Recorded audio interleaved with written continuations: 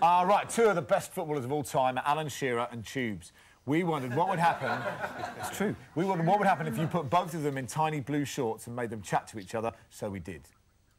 Super Alan Shearer. Oh, yeah. I'm good, mate. How you doing? I'm very well, thanks. This is my microphone battery. I'm not pleased to see you, don't worry. I was going to say. Mate, what are you doing here today? I'm here for these machines, Speedflex they're called. They allow us all to train at high intensity.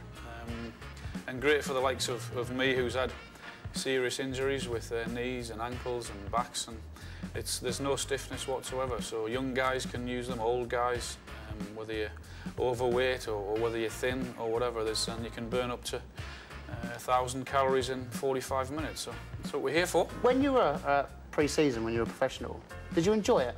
No, I hated pre-season training. I hated it that much. I used to worry about it in the last week of my holidays, thinking how far back I'm going to be from everyone else when we were running. You had all these guys who were running at the front and were looking back at me and laughed at me. I used to shout, well, get the balls out and we'll see who's at the back. Really? Do you miss playing football? I just miss the 90 minutes. That's all I miss. I don't miss everything else that goes with it. People telling you where to be, at what time, what to wear, what to eat.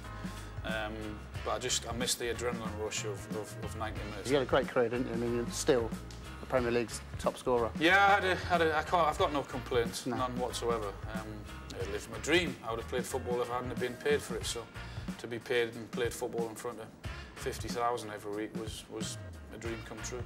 Do you think your record will ever be beaten? Because like Rooney's up there, but he's 100 away from you. I think that's yours for life. Well, I hope so, but I'm sure it'll be beaten one day. I think if Wayne stays fit for the next few years and the way he's going and the number of goals he's scoring, then I'm sure he'll have an opportunity to beat it. But I hope I hang on there for a few more years. It's nice seeing my name at the top of the board. When I speak to like your ex-teammates, they used to say you were the biggest joker in the changing room. Does it annoy you when people say, "Oh, Alan Shearer lacks charisma"? But it's nonsense, isn't it? That doesn't annoy me. I think everyone's entitled to their opinion, aren't they? But I've had a good relationship with most of the ex-pros. I've had one or two rows in dressing rooms, as you can imagine. But no, it doesn't annoy me. People can say what they want, so long as I know and everyone else knows. Then it's no problem. It's not an issue.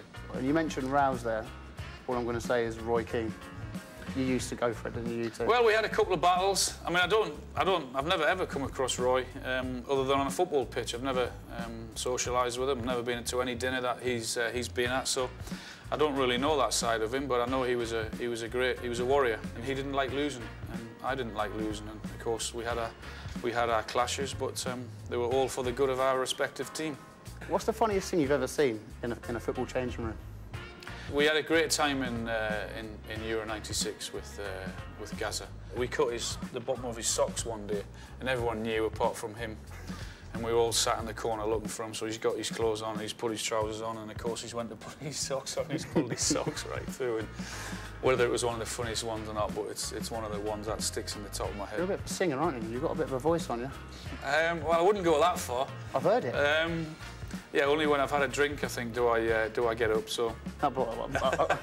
You say that. You can't have had a drink before the Wigan game years ago, and you're walking down the corridor. Something I hadn't had a drink there. So strong. Yeah, that was a rare one. That one was. That's not one of my favourite ones. So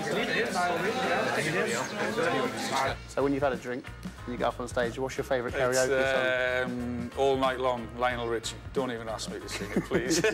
Premier League's all-time goal scorer. Every goal you scored, it was... I know, it was the old arm up, yeah. I mean, people have asked me why that for. I just, it just sort of happened when I was at Southampton, and I think someone said to me one day, is he ever going to change his goal celebration? And of course, as soon as someone said that, there was no way I was going to change it.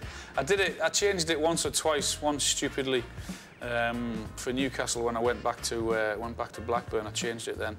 But other than that, 547 times it was with the arm up. 547, yeah. Something like that, anyway. Yeah. Mate, pleasure to meet you. Thank you so much. No problem at all, thank you. Brilliant. Everybody watch that. Yeah. Top man. Well done, Tubings.